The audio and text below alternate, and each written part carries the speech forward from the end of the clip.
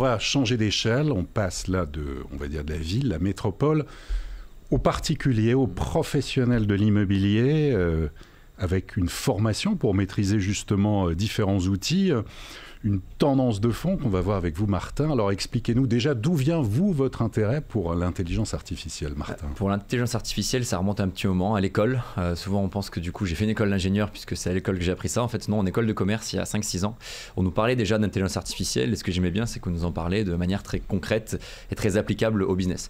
Et donc, tout simplement, j'ai commencé comme ça et c'est vraiment revenu. Et nous, on l'assume à 100% avec l'arrivée de ChatGPT, où on s'est dit, c'était bien l'IA avant, il y avait plein de choses à faire et on creuser les cas applicatifs au business, mais à partir du moment où cet outil il était mis dans les mains de tout le monde, là on s'est dit, notamment avec mon associé, mon frère, avec qui je travaille depuis un petit moment, on s'est dit là ça devient concret.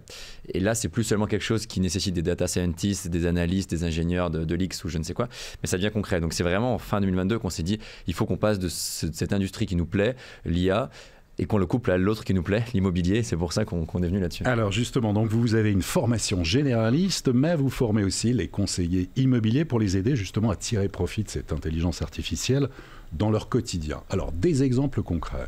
Alors pour les conseillers immobiliers, il y en a énormément. Nous, ce qu'on fait, et c'est ce qu'on dit, le discours, c'est que sur tout le parcours d'un agent immobilier, si on prend de l'agent immobilier de sa prospection jusqu'à la remise des clés, ça va l'aider. Et ça va l'aider avec une chose hyper importante, c'est que cette IA générative notamment, et si je reprends cet exemple de GPT, mais même d'un Mistral ou d'un copilote de Microsoft, c'est des super assistants. Et donc nous, on forme justement ces conseillers immobiliers en leur disant comment vous pouvez utiliser cette IA en tant que super stagiaire, super assistant. Et là-dessus, quand on creuse, on trouve plein de cas d'usage.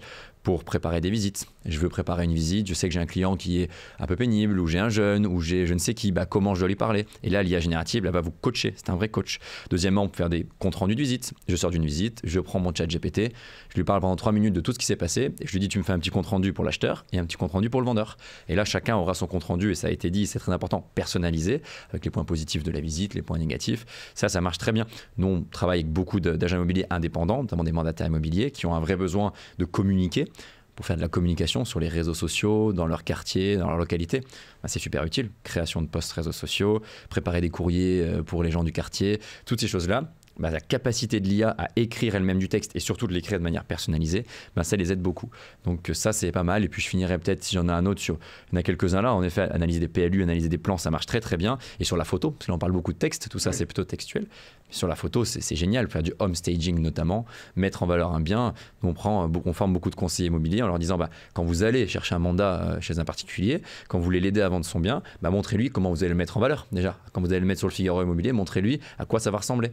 Et quand c'est déjà des biens de luxe, c'est plus facile, mais quand on arrive dans des maisons très vieilles où il faut tout rénover, quand on arrive à dire au particulier, regarde, moi, grâce à mon petit outil d'IA et de home staging, je vais le présenter comme ça sur le portail, ça... On peut dire que ça peut être aussi un peu trompeur. Après, tout dépend comment on se positionne. Si c'est un peu exagéré, non, je pense pas que ce soit trompeur parce que c'est assumé. Aujourd'hui, les agents immobiliers qui utilisent du home staging, ils présentent à l'acheteur et au vendeur le fait que ce n'est pas une vraie photo et que c'est juste une manière d'aider l'acheteur à se projeter. Mais de le tromper, non, je pense pas. Je pense que vraiment au contraire. Ça fait partie du jeu. Alors, en quoi l'intelligence artificielle peut aider justement sur, notamment, évidemment, dans l'immobilier, le prix, la négociation comment on peut aller? Pour le particulier, c'est intéressant parce que pour le coup, moi, je pense que c'est un outil qui est très B2B. Il est très, très, très utile. L'IA générative, elle va changer la vie de tous les collaborateurs dans le monde, y compris en France et y compris l'agent immobilier. Et sur le B2C, on est en train, au fur et à mesure, de chercher des cas d'usage. Et là, pour le coup, dans l'axe d'achat immobilier, je pense qu'il y en a pas mal.